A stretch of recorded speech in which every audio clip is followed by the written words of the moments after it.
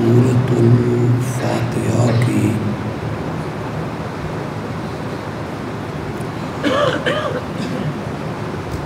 تفسیر اور اس کی تشریح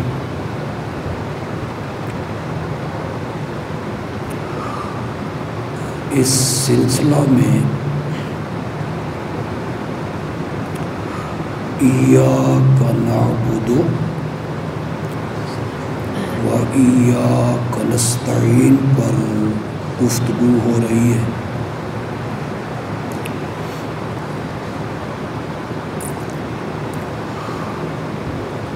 ایاک نعبد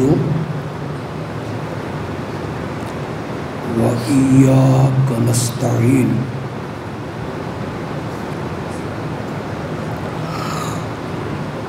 اس آیت میں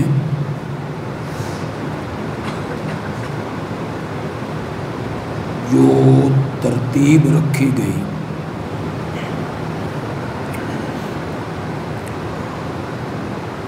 اس نے حصر کا فائدہ دیا۔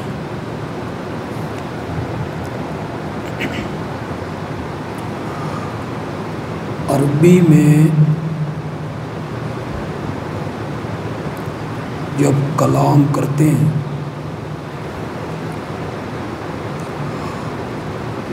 پہلے فعل کا ذکر کرتے ہیں،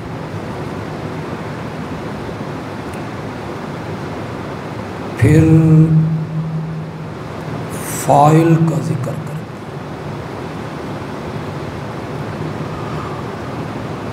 اور تیسرے نمبر پہ مفعول کا ذکر کرتے ہیں۔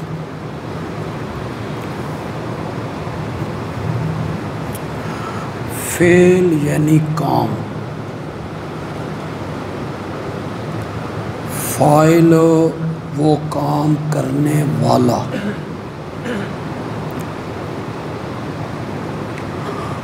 مفعول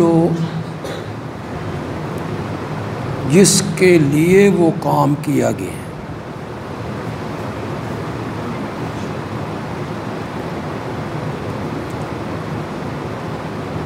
مثلاً عرب کے لوگ بولتے ہیں ضرب زید عمرا، زید نے عمر کو مارا۔ پہلے فعل کا ذکر کیا ضرب، پھر مارنے والے کا ذکر کیا، پھر جس کو مارا گیا اس کا ذکر کیا۔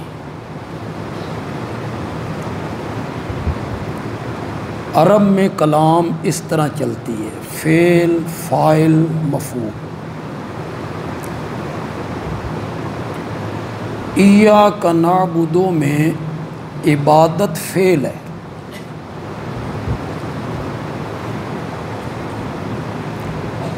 کرنے والے ہم ہیں، اور جس کے لیے کی جا رہی ہے وہ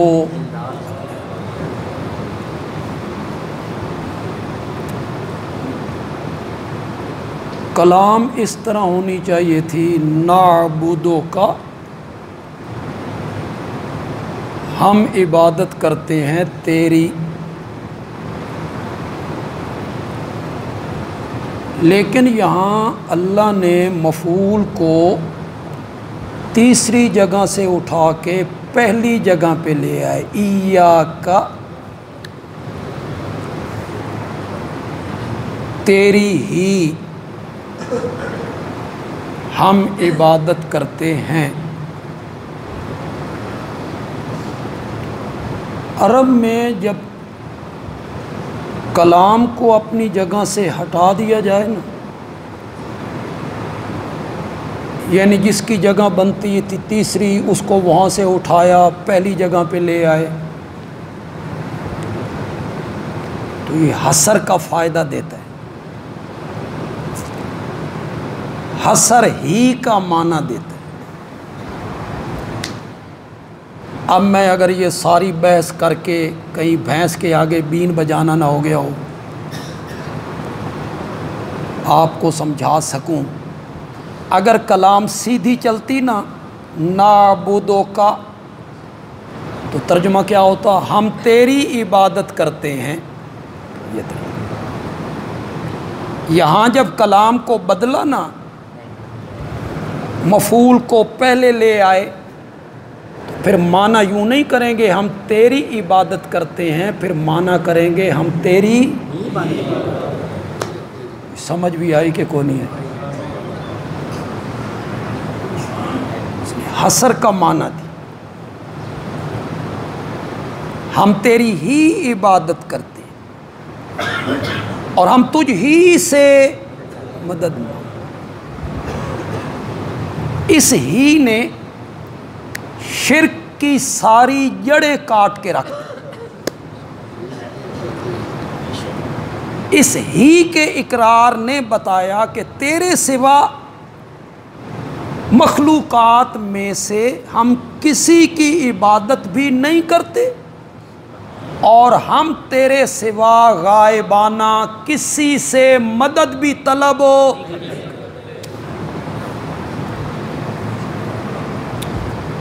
اس میں جو عبادت کا لفظ ہے ایاک نعبد، ہم تیری ہی، اس کی جو تشریح ہے، تعریف ہے، عبادت کسے کہتے ہیں، یہ آج کے خطبے میں آپ کو سمجھاؤں گا۔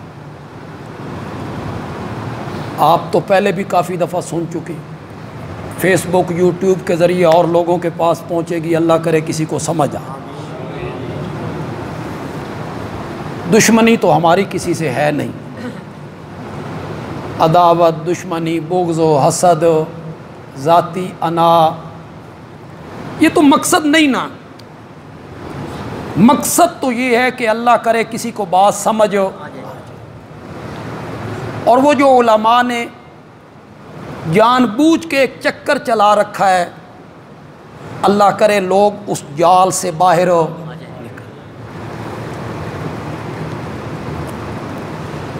مفسرین نے عبادت کا معنی کیا غایت الخشوع والخضوع، انتہا درجے کی عاجزی، انتہا درجے کا خشوع، خضوع، انکساری، عاجزی، یہ عبادت ہے۔ ہم نے کہا کہ یہ عبادت کی تعریف مکمل نہیں، اپنی تمام اقسام پہ یہ صادق نہیں آتی۔ تعریف ایسی ہونی چاہیے جو اپنی تمام عبادت کی اقسام پہ کیا ہے؟ صادق ہے۔ آپ نے جو عبادت کی تشریح کی غایت الخشوع والخضوع، انتہا درجے کی عاجزی، تو ہمیں بھی سمجھاؤ نا، جس قدر عاجزی سجدے میں پائی جاتی ہے اسی قدر عاجزی احرام باندھنے میں بھی پائی جاتی ہے۔ جس قدر عاجزی سجدے میں پائی جاتی ہے، کیا اتنی عاجزی صفا مروہ کے درمیان دوڑنے بھی موجود ہے؟ یہ تو کوئی کامل تعریف نہ ہوئی، عبادت کی مکمل تعریف ہو نہ ہوئی۔ کچھ مفسرین نے کہا غایت التعظیم، انتہا درجے کی تعظیم کرنا، اس کا نام کیا ہے؟ عبادت ہے۔ ہم نے کہا ادب اور تعظیم یہ تو بندہ اپنے استاد کی بھی کرتا ہے، تعظیم تو بندہ والد صاحب کی بھی کرتا ہے، تعظیم تو بندہ مرشد کی بھی کرتا ہے۔ سب سے زیادہ تعظیم امت کے دل میں آمنہ کے لال کے بارے میں صلی اللہ، یہ تو کوئی جامع تعریف نہ ہوئی۔ عبادت کی ایسی تعریف کی جائے جو تمام اقسام پہ کیا ہے؟ صادق ہے۔ پہلے میں آپ کو اقسام بتاؤں۔ یہ جو نماز میں آپ قیام کرتے ہیں، کھڑے ہوتے ہیں، اس کو قیام کہتے ہیں۔ یہ قیام کرنا عبادت نہیں؟ عبادت۔ رکوع کرنا، بولیے ذرا بولیے، سجدہ کرنا، اتحیات میں دو زانو بیٹھنا، روزہ رکھنا، زکوٰۃ دینا، طواف کرنا، صفا مروہ کے درمیان دوڑنا، احرام باندھنا، بولیے بولیے، صفا مروہ کے درمیان چکر لگانا، حجر اسود کو چومنا، یہ سب عبادت کی اقسام ہے نا۔ نظر، نیاز، منت، چڑھاوا، اللہ کی راہ میں خرچ کرنا، قسم اٹھانا، یہ ساری چیزیں کیا ہیں؟ عبادت ہیں۔ ایسی تعریف کرو عبادت کی جو اپنی ایک ایک قسم پر 100% صادق آئے۔ بس وہ تعظیم، وہ تعریف آپ نے سمجھ لی۔ میں نے پہلے آپ سے کہا کہ آپ سمجھ لیں، اچھے خاصے پڑھے لکھے علماء بھی اس سے ناواقف۔ میں کوئی تعلی نہیں کرتا، تحدی نہیں کرتا، مجھے اپنے علم پہ ناز بھی نہیں، میں ایک عاجز سا آدمی ہوں، نالائق سا آدمی ہوں، لیکن انہوں نے اس طرف توجہ کبھی نہیں کی۔ ان کی قرآن پہ نظر نہیں ہے، ان علماء کی قرآن پہ نظر نہیں ہے۔ اللہ کے فضل سے ہماری قرآن پہ نظر ہے۔ ہم نے قرآن سبقاً پڑھا ہے، پھر پڑھایا ہے، نظر ہے قرآن پہ ہماری۔ انہوں نے اس طرف توجہ نہیں کی۔ تو جو میں، آپ اس کا تجربہ کر لیں، مجھ سے آج تعریف سیکھ لیں، پڑھ لیں، پھر کسی عالم سے جا کے پوچھ لیں، جو آپ کے محلے میں خطیب ہے، امام ہے، ان سے پوچھ لیں کہ عبادت کسے کہتے ہیں۔ ہر تعظیم تو عبادت نہیں ہے میاں۔ جنہوں نے یہ ترجمہ کیا عبادت کا غایت التعظیم، میں نے کہا ہر تعظیم عبادت نہیں۔ نماز میں جب آپ کھڑے ہوتے ہیں، یہ کیا ہے؟ قیام، قیام یہ کیا ہے؟ عبادت ہے۔ کیا ہے؟ آپ اپنے والد صاحب کے سامنے کھڑے ہو گئے، اپنی والدہ کے سامنے کھڑے ہو گئے، استاد کے سامنے کھڑے ہو گئے، مرشد کے سامنے کھڑے ہو گئے، چلو یوں کھڑے ہو گئے، عبادت بنے گی؟ تو پھر میاں ہمیں بھی سمجھاؤ نا۔ نماز میں قیام کرنا عبادت ہے۔ نماز سے باہر اپنے والد، والدہ، استاد، مرشد کے سامنے آپ قیام کرتے ہیں تو وہ عبادت نہیں۔ تو تعظیم تو وہاں بھی ہے۔ اگر صرف تعظیم کا نام عبادت ہے تو تعظیم تو آپ اپنے والد کی بھی کر رہے ہیں، آپ اس کے سامنے کھڑے ہیں۔ حجر اسود کو چومنا کیا ہے؟ عبادت ہے، عبادت ہے۔ اور بچوں کو چومنا کوئی بات نہیں۔ اپنے والد کے ماتھے کو چومنا کوئی عبادت نہیں۔ اپنی ماں کے ماتھے کو چوم لینا کوئی عبادت نہیں۔ مرشد کے ماتھے کو چوم لینا، تو پھر میاں ہمیں بھی سمجھاؤ نا۔ نرے چومنے کا نام تو عبادت نہیں ہے۔ اگر نرے چومنے کا نام عبادت ہوتا نا تو پھر مرشد کے ماتھے کو چومنا، والد اور والدہ کے ماتھے کو چومنا بھی کیا بنتا؟ عبادت۔ اتحیات میں آپ دو زانو بیٹھ جاتے، یہ دو زانو بیٹھنا کیا ہے؟ عبادت۔ آپ جمعہ پڑھ کے جائیں، آپ کی والدہ محترمہ بیٹھی ہوں، آپ ان کے سامنے اتحیات میں یوں مؤدب ہو کر اپنی والدہ محترمہ کے سامنے بیٹھ جائیں، وہ بیٹھنا عبادت بنے گا؟ مرشد کے سامنے بیٹھ جائیں، استاد کے سامنے بیٹھ جائیں، اتحیات میں بیٹھ جائیں، مؤدب بیٹھ جائیں، تو پھر ہمیں بھی سمجھاؤ نا۔ صرف اتحیات میں بیٹھنے کا نام عبادت نہیں ہے۔ اگر دو زانو بیٹھنے کا نام عبادت ہوتا نا تو پھر جب آپ اپنی والدہ، والد، استاد، مرشد کے سامنے بیٹھتے تو وہ بیٹھنا بھی کیا بنتا؟ وہ عبادت نہیں بنتا۔ اور جب آپ نماز میں بیٹھتے ہیں تو یہ دو زانو بیٹھنا کیا بن جاتا ہے؟ عبادت بن جاتا ہے۔ بس یہی آپ کو سمجھانا چاہتا ہوں، اور بڑے آسان طریقے سے سمجھانا چاہتا ہوں۔ جو طالب علموں کو میں 4 گھنٹے میں سمجھاتا ہوں آپ کو میں آدھ گھنٹے میں سمجھاتا ہوں۔ اللہ کرے آپ کو سمجھ آئے۔ ہر تعظیم عبادت نہیں بنے گی۔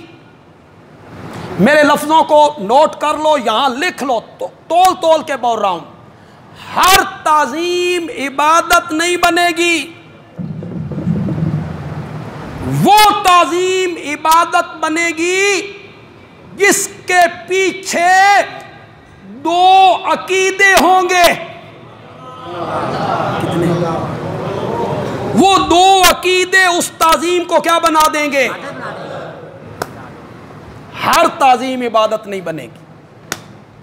والد صاحب کے سامنے کھڑا ہونا، اتحیات میں یوں بیٹھ جانا عبادت نہیں بنے گی۔ والدہ کے ماتھے کو چوم لینا عبادت نہیں بنے گی۔ ہر تعظیم عبادت نہیں بنے گی، وہ تعظیم عبادت بنے گی تعظیم کرنے والے کے ذہن میں کتنے عقیدے ہوں گے؟ زور سے بولو، زور سے بولو۔ 2 نظریے ذہن میں رکھ کر کوئی تعظیم کرے گا، کھڑا ہوگا، نظر دے گا، چومے گا، تو وہ عقیدہ اس تعظیم کو کیا بنا دے گا؟ زور سے بولو، عبادت۔ پہلا نظریہ یہ کہ جس ذات کے لیے تعظیم کر رہا ہوں اسے تسلط غیبی حاصل ہے۔ تھوڑا جی اوکھا لفظ نکل، میں مشکل لفظ نہیں بولا کرتا، میں تو وہ لفظ بولوں گا جڑی جٹن بھی سمجھ آ، ان پڑھ جٹ کو بھی سمجھ آ۔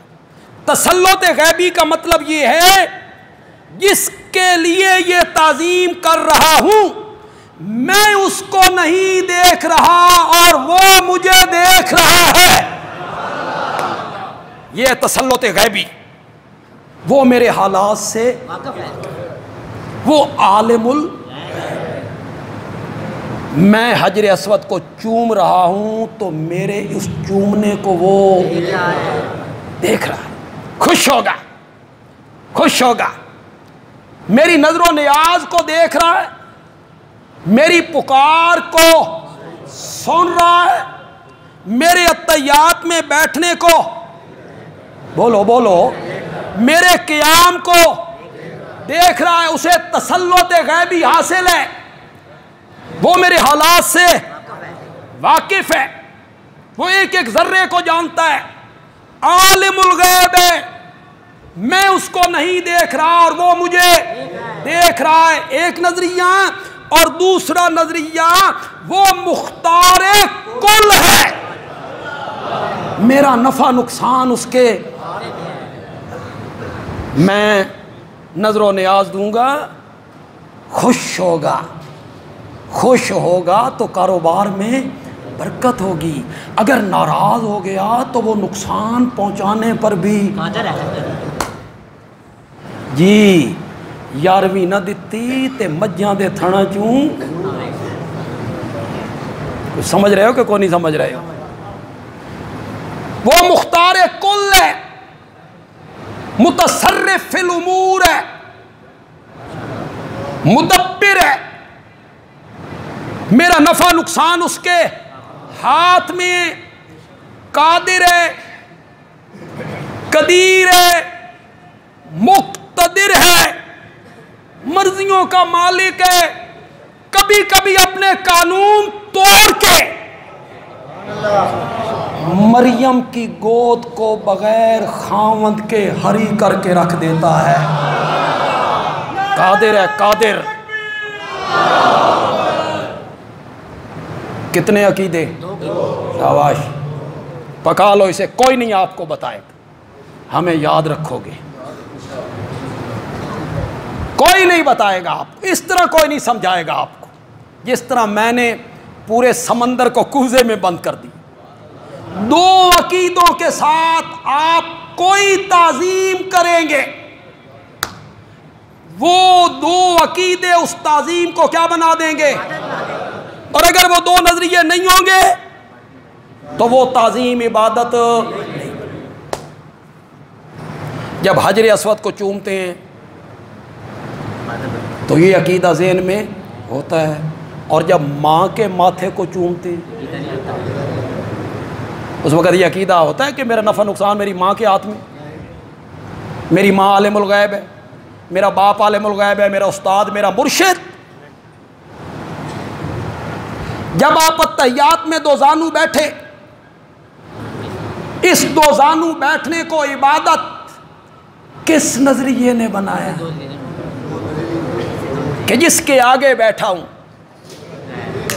میں اسے نہیں دیکھ رہا، اور وہ مجھے، اس عقیدے نے دو زانو بیٹھنے کو کیا بنا دیا؟ عبادت۔ اور جب آپ اپنے استاد کے، مرشد کے، والد کے، والدہ کے سامنے دو زانو بیٹھ گئے، اس وقت آپ کے ذہن میں یہ عقیدے، وہ تعظیم عبادت نہ بنی، اور اللہ کے آگے کی تو یہ تعظیم کیا بن گئی؟ اللہ کرے میری عادت نہیں کہ میں کسی کے نظریے پر یوں ہٹ کروں، سمجھانے کے لیے ایک بات کہہ رہا ہوں، سمجھانے کے، صرف سمجھانا مقصد۔ نماز میں جب آپ کھڑے ہوئے اور آپ نے یوں ہاتھ باندھے تو یہ کھڑا ہونا کیا بن گیا؟ عبادت۔ جمعہ پڑھ کے وہاں دروازے سے نکل کے گھر تک ہاتھ باندھ کے چلے جانا بنے گا؟ نہیں بنے گا۔ تو یہاں ہاتھ باندھنے کو عبادت کس عقیدے نے بنائے؟ یہ ہاتھ باندھنے کیوں عبادت بنے؟ ایک نظریہ تھا جس کے آگے ہاتھ باندھ کے کھڑا ہوں، میں اس کو نہیں دیکھ رہا، وہ مجھے، اس عقیدے نے ہاتھ باندھنے کو کیا بنایا؟ جمعہ ختم ہو گیا، سنتیں پڑھی گئیں، نفلوں سے فارغ ہوئے، تو ہمارے دوست ایک مرتبہ پھر کھڑے ہوئے۔ اب کیا پڑھا جا رہا ہے؟ سلام پڑھا جا رہا ہے، مصطفیٰ جان رحمت پہ۔ ہاتھ اب بھی باندھے ہوئے، ہاتھ اب بھی باندھے ہوئے۔ عقیدہ اب بھی یہی ہے کہ ہم نبی پاک کو نہیں دیکھ رہے اور آپ ہمیں دیکھ رہے۔ میرے بھائی، یہی تو رونا رو رہے ہیں، اسی عقیدے نے تو ہاتھ باندھنے کو کیا بنایا تھا؟ کس کی؟ اور جب اسی عقیدے کے ساتھ تو نبی پاک کے سامنے کھڑا ہو گیا تو یہ قیام آپ کی کیا بن گئی؟ عبادت۔ اور کلمے میں کیا کہا تھا؟ اللہ کے سوا عبادت کے لائق کوئی۔ یہی تو سمجھانا چاہتا ہوں۔ ہمارے علماء نے لوگوں کو بتایا عبادت نام ہے نماز پڑھنے کا، روزہ، حج، زکوٰۃ۔ وہ کہتے ہیں ہم کوئی غیر اللہ کی حج کرتے ہیں، ہم کوئی غیر اللہ کا روزہ رکھتے ہیں۔ میاں، صرف نماز روزہ عبادت نہیں ہے، قیام بھی کیا ہے؟ عبادت ہے۔ طواف بھی کیا ہے؟ عبادت ہے۔ نظر و نیاز بھی کیا ہے؟ عبادت ہے۔ صفا مروہ کے درمیان دوڑنا عبادت ہے۔ حجر اسود کو چومنا کیا ہے؟ نہیں ہے عبادت؟ اور اپنے والد صاحب کے ماتھے کو چومنا، مرشد پیر صاحب کے ماتھے کو چوم لینا، کوئی عبادت نہیں۔ استاد کا ماتھا چوم لینا، کوئی عبادت نہیں۔ فرق ہمیں بھی بتاؤ نا۔ حجر اسود کو چومنا عبادت ہے، پیر مرشد استاد کے ماتھے کو چومنا عبادت نہیں۔ فرق دونوں میں کیا ہے؟ تو آپ یہی کہیں گے نا، فرق نظریے کا ہے۔ فرق کس کا ہے؟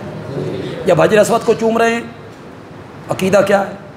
ہم اسے نہیں دیکھ رہے، وہ ہمیں دیکھ رہا ہے۔ اس نظریے نے چومنے کو کیا بنا دیا؟ یہ بات۔ اور جب والد صاحب، مرشد، استاد کے ماتھے کو چومنا، اس وقت یہ نظریہ ذہن میں ہوتا ہے؟ نہیں ہوتا۔ اور جب کسی قبر کی چوکھٹ کو چومیں گے یا کسی قبر کو چومیں گے تو چومنے والے کا عقیدہ نہیں ہوتا کہ میں صاحب قبر کو نہیں دیکھ رہا اور وہ مجھے، جی اسی عقیدے نے چومنے کو کیا بنایا ہے؟ اللہ کرے آپ کو سمجھ آ گئی ہوگی، میں نے تو بڑی وضاحت سے آپ کو سمجھا۔ دو عقیدوں کے ساتھ دو نظریے ذہن میں رکھ کے آپ جو تعظیم بھی کریں گے، یہ دو نظریے اس تعظیم کو کیا بنا دیں گے؟ اب یہ جو میں نے عبادت کی تعریف کی ہے، عبادت کی تمام اقسام پر صادق آئی کہ نہیں آئی؟ سب کے صادق۔ علامہ ابن قیم رحمت اللہ علیہ انہوں نے عبادت کی یہ تعریف کی اور قرآن کے عین مطابق کی۔ خدا کی قسم میرا شرح صدر ہے، بعض مسائل میں شرح صدر نہیں نہ ہوتا کہ پتہ نہیں یہ صحیح ہے یا یہ صحیح، اس معاملے میں میرا 101% شرح صدر ہے۔ یہ دو عقیدے ہر تعظیم کو عبادت بناتے ہیں اور یہ دونوں صفتیں الہ کی ہیں۔ عالم الغیب ہونا صفت کس کی ہے؟ مختار کل ہونا صفت کس کی ہے؟ الہ کی، الہ کی۔ شرح صدر ہے میرا، 20 قرآن کی آیتیں میں اس پر پیش کر سکتا ہوں، اور میرا اتنا شرح صدر ہے کہ اگر کوئی آدمی میری یہ تقریر سن کر اس کے دل میں کوئی خلش آئے تو میں اسے دعوت دیتا ہوں کل قیامت کے دن رب کے سامنے میرے گریبان پہ ہاتھ رکھے، اور رکھے تو مزہ وہاں آئے، وہ کہے مولا اس نے عبادت کی یہ تعریف کی تھی، اس کو پوچھ اس نے یہ عبادت کی تعریف کیوں کی؟ میری حسرت ہے کہ قیامت کے دن کوئی پوچھے اور میں رب کے سامنے اس کو بیان کروں، تو پوچھے مجھ سے پوچھے کوئی، قیامت کے دن میرے گریبان پہ ہاتھ رکھ لینا، جو عبادت کی میں نے تعریف کی ہے خدا کی قسم یہ قرآن کے عین مطابق، میں بھی اس پر کچھ آیتیں پیش کر دوں، وقت بچا تو میں بھی آیتیں پیش کر دوں، لیکن ایک بات آپ کو سمجھانا چاہتا ہوں۔ میں نے کہا ہر وہ تعظیم عبادت ہے اور اللہ کے لیے ہے جو کتنے نظریوں کے ساتھ کی جائے؟ چومنا، عطیات بیٹھنا، قیام، کھڑا ہونا، یہ اپنے استاد کے لیے کر لیا جائے، مرشد کے لیے کر لیا جائے، کوئی حرج نہیں۔ آپ مؤدب ہو کے بیٹھ جائیں، کوئی حرج نہیں۔ آپ مرشد کے ماتھے کو چوم لیں، کوئی حرج نہیں۔ والدہ محترمہ کے ماتھے کو چوم لیں، کوئی حرج نہیں۔ لیکن کچھ تعظیمیں اللہ کی ایسی ہیں کہ ان کے پیچھے دو نظریے ہوں یا نہ ہوں، وہ اللہ کے سوا کسی اور کے لیے جائز نہیں۔ یہ تھوڑی سی وضاحت کرنا چاہتا ہوں۔ کچھ تعظیمیں ایسی ہیں کہ وہ اللہ ہی کے لیے ہیں، چاہے یہ دو نظریے ذہن میں ہوں یا دو نظریے ذہن میں نہ ہوں، اللہ کے سوا مخلوقات کے لیے وہ جائز نہیں ہے۔ ان میں ایک تعظیم ہے سجدہ کرنا، یہ صرف اور صرف کس کے لیے ہوگا؟ عطیات کی طرح بیٹھنا، سامنے کسی کے بیٹھ جائیں کوئی حرج نہیں، کھڑے ہو جائیں کوئی حرج نہیں، چوم لیں کوئی حرج نہیں، لیکن اللہ کے سوا آپ کسی کے سامنے ماتھا ٹیکیں، چاہے آپ اسے عالم الغیب سمجھیں یا نہ سمجھیں، مختار کل جانے یا نہ جانے، سجدہ ایک ایسی تعظیم ہے جو صرف اور صرف کس کے لیے ہوگی؟ اللہ کے سوا کسی کے لیے۔ پڑھے لکھے لوگ یہاں موجود، نوجوان موجود، میرا ایک تجزیہ ہے، میرا اپنا تجزیہ آپ کے سامنے رکھ دیتا ہوں، آپ اتفاق کریں تو آپ بولیں گے، مجھے سمجھ آ جائے گی کہ آپ نے اتفاق کر لی۔ اختلاف کرنے کا آپ کو پورا حق حاصل، کسی مسئلے پہ بھی اختلاف کیا جا سکتا، یہ نہیں ہے کہ میں جو کہہ رہا ہوں وہ حتمی، آپ اختلاف بھی کر سکتے، آپ کہیں نہیں بندیالوی تیرا یہ تجزیہ صحیح نہیں، تجزیہ میرا یہ ہے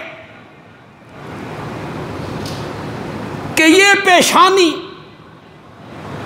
اللہ کے سوا کسی اور کے سامنے جھکانا انسانیت کی تذلیل ہے، انسان کی ذلت ہے، یہ پیشانی جھکنی چاہیے، صرف کس کے سامنے جھکنی چاہیے؟ اللہ کے سوا والد، والدہ، مرشد، استاد، زندہ، مردہ، قبر، شجر، حجر، کسی کے سامنے یہ پیشانی جھکانا انسانیت کی کیا ہے؟ تذلیل۔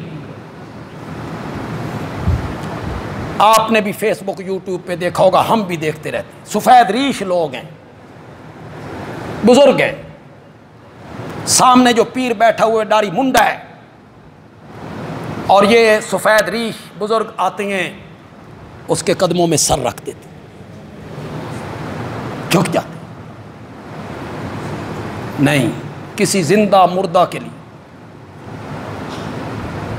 سلام کرتے ہوئے جھکنا بھی نہیں۔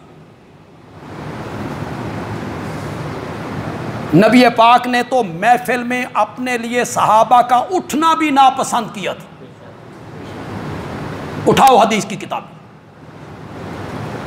صحابہ اٹھے، آپ نے فرمایا یہ کیا عجمیوں کے طریقے تم نے اپنا رکھے، آئندہ میں محفل میں آؤں تو نہ اٹھا کر، اسے بھی پسند نہیں کی۔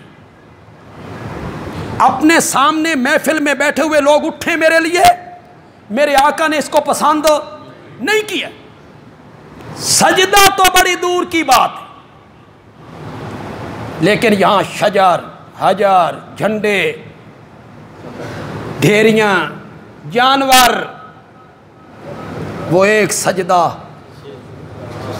علامہ نے کہا تھا وہ ایک سجدہ جسے تو گراں سمجھتا ہے، 1000 سجدوں سے دیتا ہے آدمی کو۔ اللہ نے خدا دی قسم ہے، مشرک بندہ جو ہے نا، اللہ کا دروازہ چھوڑنے والا، اللہ اسے ذلیل بڑا کرتا۔ میں نے فیس بک پہ ایک ویڈیو دیکھی، لوگ آ رہے ہیں اور باندری کے سامنے سر جھکا، باندری اس پر ہاتھ مار رہی، خوش ہیں، باندری میرے سر پہ ہاتھ رکھے۔ اشرف المخلوقات، تیرے سامنے کبھی رب نے فرشتوں کو جھکایا تھا؟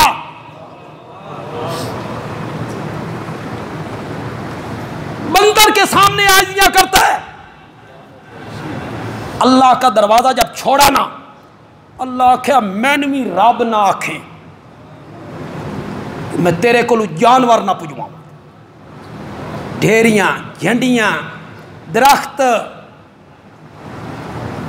اگلے دن فیس بک پہ ایک آدمی نے وہ کیا کہتے ہیں ٹک ٹاک، اس پہ ایک ویڈیو چڑھائی، ایک درخت کے ساتھ اس نے جھنڈیاں لگائیں، جھنڈے لگائے، ایک گلا رکھا، اور ادھر اس نے آ کے بیان کیا، اس نے کہا کون کہتا ہے بے روزگاری ہے، آؤ میں تو روزگار دسنا، اے میں دوئی دکان کھولی، لگاؤ جھنڈے، لوگ شروع ہو جائیں گے۔ وہ جو ہندوستان کے کسی فلمی ایکٹر نے ایک فلم بنائی تھی بت پرستی کے خلاف، اس میں بھی ایک سین ہے نا کہ وہ کسی جگہ پہ وہ کوئی چیز باندھ دیتا ہے تو لوگ وہاں نذرانے دینے شروع کریں۔ خدا دی قسم ہے، کاروبار جڑا نا اسے گھاٹا ہے ہی کوئی، نفع ہی نفع ہے، پیسے لوگ پھینک رہے ہیں، اڑا رہے ہیں پیسے۔ میرے تجزیے کے ساتھ اتفاق کرتے ہو یا کوئی بندہ اختلاف بھی کرتے؟ انسانیت کی تذلیل نہیں ہے۔ نہیں ہے انسانیت کی تذلیل۔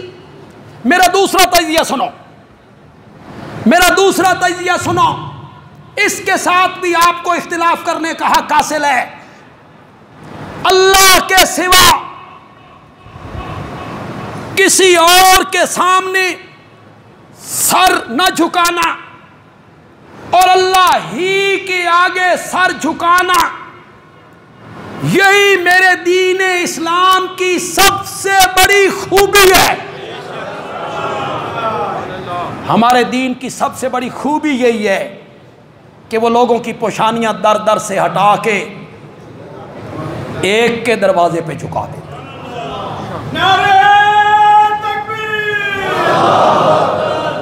میں نے کئی مرتبہ یہاں بیان کیا، یہاں جو کالج یونیورسٹی کے ہمارے بچے بیٹھے ہوئے ہیں، آپ کی لائبریریوں میں ایک کتاب ہوگی، کالج یونیورسٹیوں کے لائبریریوں میں، من الظلمات الی النور،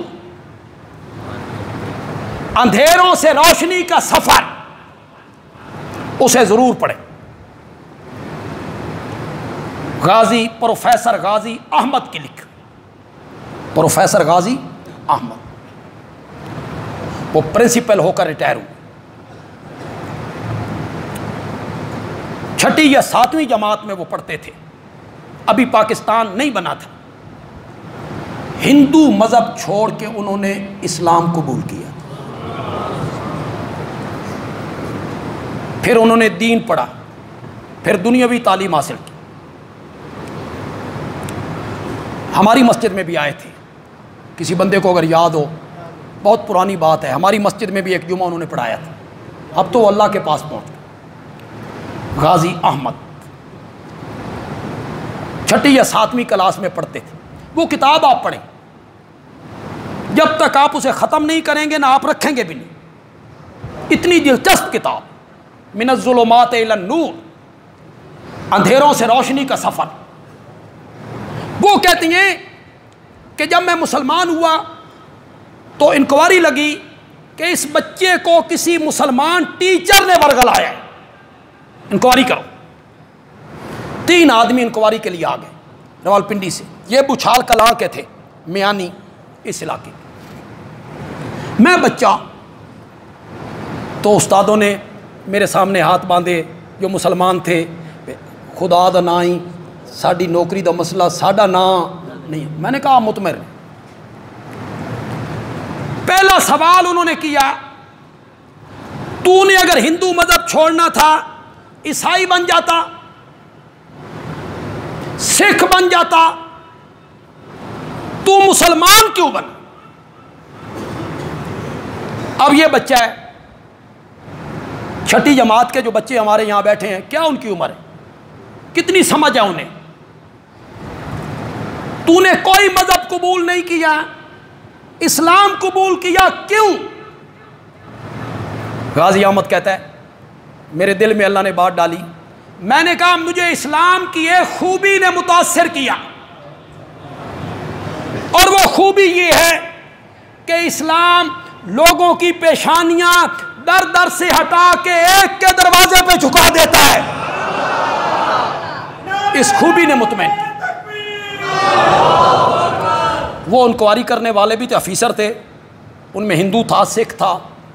اس نے کہا اچھا تجھے اسلام کی اس خوبی نے متاثر کیا، تو توکل شاہ دا بازار نہیں دیکھیا، مری شاہ نہیں دیکھی، تو نے سلطان باہو کا دربار نہیں دیکھا، وہاں پیشانیاں جھکانے والے کون ہیں؟ اسلام کی یہ خوبی ہے کہ وہ ایک دروازے پہ جھکا دیتا ہے۔ وہ بھی تو کلمہ پڑھنے والے ہیں جو قبروں پر مزاروں پر سجدے کر رہے ہیں، سر جھکا رہے ہیں۔ غازی احمد کہتا ہے میرے پاؤں تلے سے زمین نکل گئی، اس وقت مشترکہ ملک تھا ہندوستان، زمین نکل گئی کہ مزاروں پہ یہ سب کچھ ہوتا ہے، اور وہ بھی اپنے آپ کو مسلمان کہتے ہیں۔ اللہ نے میرے ذہن میں ایک بات ڈالی، غازی احمد کے جواب دا مزہ ہی آ گیا۔ آپ کو سناتا تو لیکن آپ اتنا ہی مزہ لیں تو تب۔ غازی احمد کہتا ہے جب انہوں نے کہا نا تو نے بری امام امبالے میں توکل شاہ، لاہور میں علی حجویری، ملتان میں بہاولک ملتانی، ان کے مزار اور قبریں نہیں دیکھی، لوگ پیشانیاں جھکا رہے ہیں. تو میں نے کہا میں نے لاہور، ملتان، امبالے والا اسلام قبول نہیں کیا، مدینے والا قبول کیا ہے. اور جو مدینے والا ایمان ہے اور جو مدینے والا اسلام ہے اس کی یہی تلقین ہے. اسلام کے بانی نے اپنی امت کو یہی سبق دیا تھا کہ یہ پیشانی جھکنی ہے تو صرف کس کے آگے جھکنی ہے. یہی تو تعلیم تھی میرے نبی کی. ایک صحابی آیا، اس نے کہا یا رسول اللہ، ہم باہر کے ملکوں میں جاتے ہیں تو لوگ اپنے بادشاہوں کے، سرداروں کے سامنے جھکتے ہیں. ہم دیکھتے ہیں وہ محل میں آتے ہیں تو سرداروں کے سامنے سر جھکا دیتے ہیں. یہاں میں ایک جملہ کہا کر، اور وہ میں ہی کہا کر، تھوڑی سی ایک جملہ مصطفیٰ کی عظمت پہ بھی ہونا چاہیے صلی اللہ علیہ وسلم. کہتے ہیں وہ تو ایک گاؤں کا سردار ہے، ایک قریہ کا سردار ہے، ایک شہر کا سردار ہے، ایک ملک کا سردار ہے، اور آمنہ کا لال تو کائنات کا سردار ہے، دونوں جہانوں کا سردار ہے. ایک اللہ سے کم اور ساری خلقت سے اعلیٰ ہے تو صرف تو ہے صلی اللہ. زور سے کہو یار. تو کیا ہم آپ کے سامنے جھک نہ جایا کریں؟ وہ صحابی کہتا ہے آپ نے فرمایا اگر تو میری قبر کے پاس سے گزرے سجدہ کرے گا؟ اس نے کہا نہیں کروں گا، نہیں کروں گا. آپ نے فرمایا پھر آپ بھی نہیں. اگر اللہ کے سوا کسی اور کا سجدہ جائز ہوتا تو میں عورت کو کہتا کہ وہ اپنے خامند کا کیا کرے. پتہ نہیں تو سمجھ آئی کہ نہیں آئی. یہ جو عورت نے خامند کا سجدہ کرنا تھا یہ عبادت کا کرنا تھا کہ تعظیم کا؟ بولو تو صحیح یار، بولو تو صحیح. یہ جو عورت نے خامند کا سجدہ کرنا ہے عبادت کا کرنا ہے، تعظیم کا کرنا ہے. میرے آقا یہ کہنا چاہتی ہیں میری شریعت میں تعظیم کا سجدہ بھی اللہ کے سوا کسی کے لیے جائز نہیں، نہ عبادت کا نہ تعظیم کا. پہلی شریعتوں میں جائز تھا. فرشتوں نے حضرت آدم کا کی. کچھ مفسرین نے کہا آدم کل قبلہ، آدم کی حیثیت قبلے کے جیسی تھی. جس طرح ہم قبلے کی طرف منہ کر کے سجدہ کرتے ہیں لیکن کرتے کس کو ہیں؟ تو آدم بھی قبلے کی طرح. حضرت یوسف کے بھائیوں نے حضرت یوسف کا کیا. امیر شریعت سید عطا اللہ شاہ بخاری رحمۃ اللہ علیہ دلی میں تقریر کر رہے ہیں اللہ کے سوا کسی کا سجدہ جائز نہیں، صرف رب کا ہے. تو اردو کا بڑا ادیب ہوا ہے حسن نظامی، وہ ذرا دوسرے خیال کا تھا. وہ کھڑا ہو گیا، بیٹا بیٹھ جاؤ. کھڑا ہو گیا. اس نے کہا شاہ جی اللہ کے سوا کسی کا سجدہ جائز نہیں. یوسف دے بھراما یوسف دا نہیں کیتا. اب بظاہر تو یہ بڑی دلیل ہے، مجمع پہ سناٹا چھا گیا. یوسف دے بھراما یوسف دا نہیں کیتا. شاہ جی نے کوئی علمی جواب نہیں دیا، اس کے بڑے علمی جواب نہیں دیا. شاہ جی نے فرمایا حسن نظامی بہ جا، یوسف دے بھراما اگے کہڑے چنگے کام کیتے ہیں جو یہ چنگا کیتا نہیں. جو وہاں سے دلیل لانا چاہتا ہے وہ پہلے اپنے بھائی کو کنویں میں ڈالے پھر سجدہ کرے. یوسف دے بھراما اگے کہڑے چنگے کام کیتے ہیں جو یہ چنگا کیتا نہیں. تعظیم کا سجدہ ہماری شریعت میں اللہ کے سوا کسی کے لیے جائز نہیں ہے۔ میں کسی عالم کا نام نہیں لیا کرتا سٹیج پہ، لیکن توہین آمیز لہجے میں، تضحیک کے لہجے میں، تمسخر اڑانے کے لیے میں نہیں لیتا، یا ہٹ کرنے کے لیے۔ دلیل تو پکڑ سکتا ہوں۔ بریلوی مکتب فکر کے بانی مولانا احمد رضا خان صاحب بریلوی، انہوں نے اس عنوان پر ایک مستقل رسالہ لکھا ہے۔ اس رسالے کا نام ہے حرمت سجدہ تعظیمی۔ کیا نام ہے؟ کیا میں نے تعظیمی سجدہ کیا ہے؟ اس پر انہوں نے دلائل دی، پوری مستقل کتاب لکھی ہو۔ پتہ نہیں آج ان کے پیروکار لوگوں کو کس طرف لے جانا چاہتی ہیں۔ انہوں نے تو اس موضوع پر پوری کتاب لکھی۔ احکام شریعت میں ان سے جب پوچھا گیا قبر کو بوسہ دینا جائز ہے، تو جواب میں لکھتی ہیں 4 گز قبر سے دور کھڑا ہونا چاہیے۔ کتنے؟ 4 ہاتھ، یہ تقریباً 6 فٹ۔ کتنا؟ 6 فٹ دور ہونا چاہیے۔ آگے لکھتے ہیں جب اتنا دور کھڑا ہوگا تو بوسہ لینے کا تو تصور بھی نہیں۔ یہ انہوں نے لکھا۔ کاش ان کی تعلیمات مانی جاتی، ان کے پیروکار چلو ان کی تعلیمات تو مانتے نہیں۔ ان سے سوال ہوا کیا عورت اجمیر شریف کے عرس پہ جا سکتی ہے؟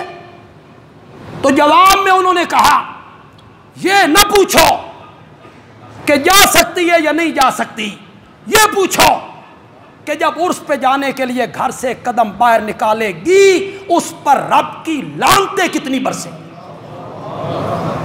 اگر یہ حوالے موجود نہ ہو تو کم از کم ان کی تعلیمات تو عمل کرو۔ انہوں نے مستقل رسالہ لکھا جس کا نام کیا؟ حرمت سجدہ تعظیم۔ سمجھانا آپ کو یہ چاہتا ہوں کہ کچھ تعظیمیں ایسی ہیں ان کے پیچھے یہ 2 نظریے ہوں یا نہ ہوں، تب بھی وہ اللہ کے سوا کسی کے لیے، وہ رب کے لیے۔ ان میں کیا ہے؟ سجدہ۔ ان میں دوسری چیز کیا ہے؟ طواف۔ طواف کرنے کے پیچھے یہ نظریہ ہو یا نہ ہو، اللہ کے گھر کے علاوہ کسی اور کا طواف ہماری شریعت میں جائز نہیں ہے۔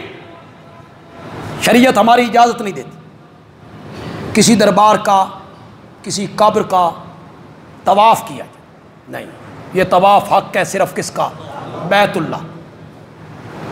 حلف اٹھانا، حلف، قسم، یہ عبادت ہے۔ ایک تو ہے نا، ایک بندے کی عادت ہے اللہ دی قسم، اللہ دی قسم، اس کی کوئی حیثیت نہیں ہوتی، وہ تو عادت ہے اس کی۔ ایک ہے وہ قسم جو بڑی دیدہ دانستہ سوجھ بوجھ کے ساتھ قسم کھائی جائے، اللہ کی قسم میں نے یہ کام نہیں کیا ہے، حالانکہ اس نے کیا ہے۔ تو یہ جو قسم ہے، حلف، یہ قسم صرف اور صرف کس کے نام کی؟ اللہ کے علاوہ کسی کے نام قسم۔ میں کون ہوتا ہوں؟ امام الانبیاء نے فرمایا، کائنات کے سرتاج نے فرمایا، من حلف بغیر اللہ فقد اشرک، جس نے اللہ کے سوا کسی اور کے نام کی قسم اٹھائی، فقد اشرک، اس نے کیا کیا؟ شرک کیا۔ کیوں؟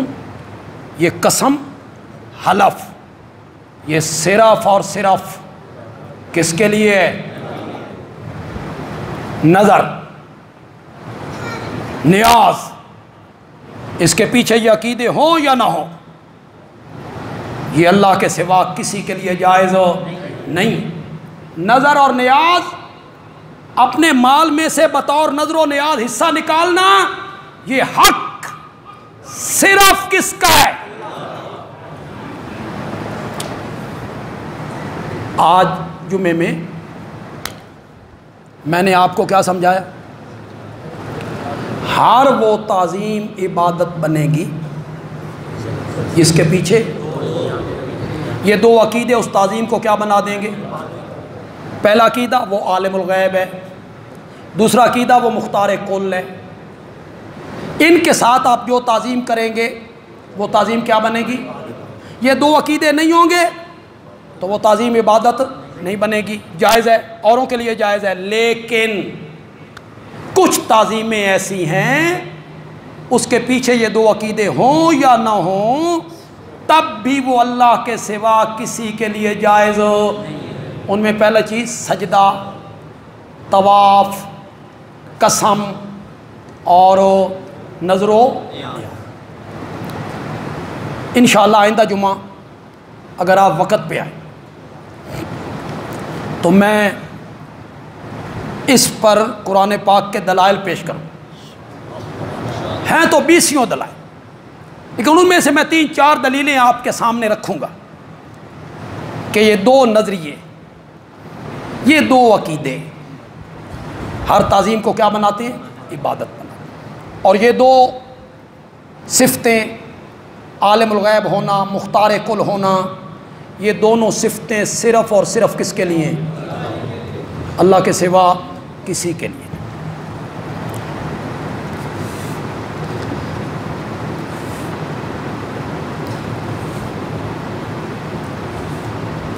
یہ دو حدیثیں جو حضرت معاویہ کے بارے میں آپ نے لکھی ہیں میری نظر سے نہیں گزری، ان کے بارے میں تحقیق کریں گے۔ موضوع روایتیں دونوں طرف سے گھڑی گئی۔ جب حضرت علی رضی اللہ تعالیٰ عنہ کے لیے کچھ لوگوں نے گھڑی تو جو ادھر کے لوگ تھے انہوں نے حضرت معاویہ کے لیے گھڑنی، اس کو پرکھنا چاہیے، سند اس کی پرکھنی چاہیے، اور جو سند کے اعتبار سے صحیح ہو اسے بیان کرنا چاہیے، اور جو سند کے اعتبار سے صحیح نہ ہو اسے ممبر کی زینت نہیں بنانا چاہیے۔ سولر سسٹم کے بارے میں آپ سے کچھ بھی نہیں کہوں کہ آپ اس کے لیے کچھ خدمت کریں۔ ہاں، جو غریب لوگ ہیں مجھے احساس ہے کہ حالات ان کے بڑے پسماندہ ہیں۔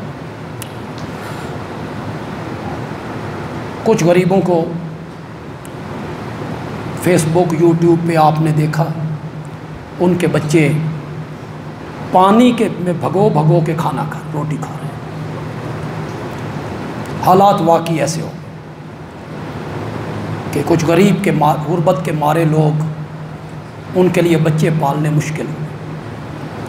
اگر ہمارے مقتدیوں میں کوئی ایسا ہے، آپ کے جاننے والوں میں کوئی ایسا ہے، ان کے بچوں کو ہمارے پاس لائیے گا، ساتھ تو وہ پڑھ لیں گے، اللہ کا قرآن پڑھ لیں گے، اور ان کے کھانے پینے پہننے کا انتظام بھی اللہ پورا کرے۔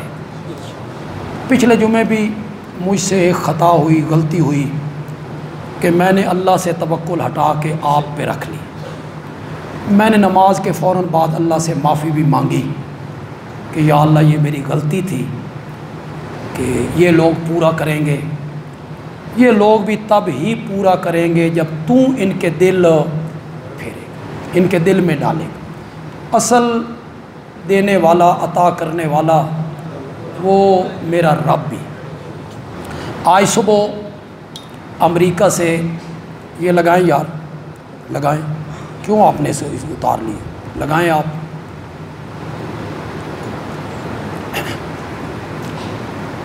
ہمارے اسی محلہ کے کچھ لوگ ہیں، وہ امریکہ میں ہیں، ہمارے محلے کے، ہمارے نمازی تھے، ان کی والدہ نے مجھ سے قرآن کا ترجمہ پڑھا، اور اس ترجمہ پڑھنے کے دوران ہی اس کی موت واقع ہو گئی۔ حدیث میں آتا ہے کہ علم حاصل کرتے ہوئے موت آ جائے تو یہ شہادت کا درجہ ہے۔ باجوہ ان کی خاندان سے تعلق ہے، انہوں نے صبح مجھے فون کیا اور سولر سسٹم کے لیے 5 لاکھ روپے دینے کا انہوں نے وعدہ کیا۔ یہ تب ممکن ہوا جب میں نے اللہ پہ بھروسہ کیا۔ ان کے دوست ہیں زبیر صاحب، وہ بھی امریکہ میں ہوتے ہیں۔ یہ جو باجوہ فیملی کے لوگ ہیں، یہ 3-4 بھائی ہیں، وہاں ہوتے ہیں، اور وہ جو زبیر صاحب ہیں انہوں نے بھی ان کے ساتھ تعاون کیا ہے۔ آپ ان کے لیے دعا تو کریں، اللہ ان کے مال میں، جان میں، اولاد میں، رزق حلال میں اللہ مزید برکتیں عطا فرمائے، اور اللہ ان کا یہ دیا ہوا قبول و منظور فرمائے، اور ان کے والد صاحب اور ان کی والدہ محترمہ دونوں اللہ کے پاس پہنچ گئے، اللہ ان کی مغفرت فرمائے۔ 5 لاکھ روپیہ یا 6 لاکھ اس کی کمی رہ گئی، تو خوش قسمت کوئی آدمی ہوگا انشاءاللہ جو اس سلسلے میں آگے بڑھے گا۔ میں یہ کہنا چاہتا ہوں کہ جو آپ متوسط طبقے کے لوگ ہیں نا، جنہوں اللہ مڑ کے دیندہ، کئیوں کو تو اللہ چھپر پھاڑ کے دیتا ہے نا، اور کئیوں کو اللہ، یہ جن کو مڑ کے دیندہ نا اللہ کے رستے میں خرچ بھی یہی کرتے، لگاتے بھی یہی۔ تو آئندہ جمعہ آپ کا حصہ میں ضرور ڈالوں۔ جو متوسط طبقہ کے لوگ ہیں، آپ اپنے گھر والوں سے بھی بات کریں، آپ کی اہلیہ، آپ کی والدہ، آپ کی بہنیں، بیٹیاں اس میں کوئی حصہ ڈالنا چاہیں تو ان کا حصہ بھی لے آئیں۔ آئندہ جمعے کی جو جھولی ہوگی وہ اس سولر سسٹم کے لیے ہم انشاءاللہ الگ سے کریں گے جھولی۔ یہ جھولی نہیں ہوگی بس صرف اس کے لیے ہم جھولی وہ ساری کریں گے، آپ اس کے لیے جو لوگ ہیں یہ تیاری کر کے آئیں گے جی انشاءاللہ۔ درس قرآن